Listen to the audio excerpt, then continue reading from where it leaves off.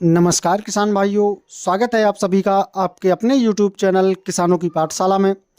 किसान भाइयों, गेहूं में दूसरा पानी लगाते समय आपको कौन सा खाद डालना चाहिए? किसान भाई अपनी गेहूं की फसल से एक बढ़िया पैदावार लेने के लिए बहुत से खाद और दवाइयों या टॉनिकों का इस्तेमाल करते हैं, जैसे कि NPK 19-19-19, NPK 0-52-34, NPK 00-50, सागर का फेरस सल्फेट जैसे बहुत से खादों का इस्तेमाल करते हैं।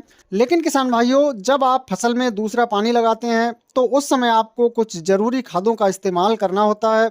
तो किसान भाइयों, जो खाद आज हम बताने वाले हैं, यदि आप इसका प्रयोग फसल में दूसरा पानी लगाते समय करते हैं तो इसका बहुत ही शानदार रिजल्ट आपको देखने को मिलेगा।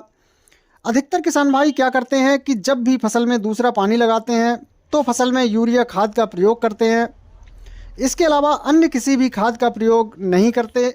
यह सही है किसान भाइयों कि फसल के लिए शुरुआती अवस्था में नाइट्रोजन की विशेष आवश्यकता होती है, लेकिन किसान भाइयों सिर्फ यूरिया खाद से ही फसल की पैदावार अधिक नहीं होगी।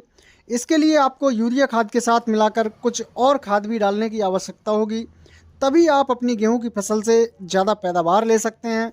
अब हम बात करते हैं किसान भाइयों कि यूरिया खाद के साथ आपको कौन सा खाद डालना है।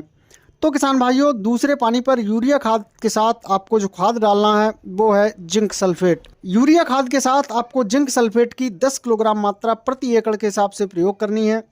जब आप इसका प्रयोग फसल में करते हैं तो फसल में इसके बेहतर रिजल्ट आपको देखने को मिलेंगे, जैसे फसल में पीलापन की समस्या नहीं होगी, फुटाव ज़्यादा देखने को मिलेगा और फसल की जो ग्रोथ है वो भी बहुत ही शानदार तरीके से होगी। फसल अच्छी बढ़वार करके चलेगी और आपको अपनी गेहूं की फसल से एक बढ़िया पैदावार देखने को मिलेगी। तो किसान भाइयों, आपको यूरिया खाद के साथ दूसरे पानी पर अपनी गेहूं की फसल में जिंक सल्फेट का इस्तेमाल करना है।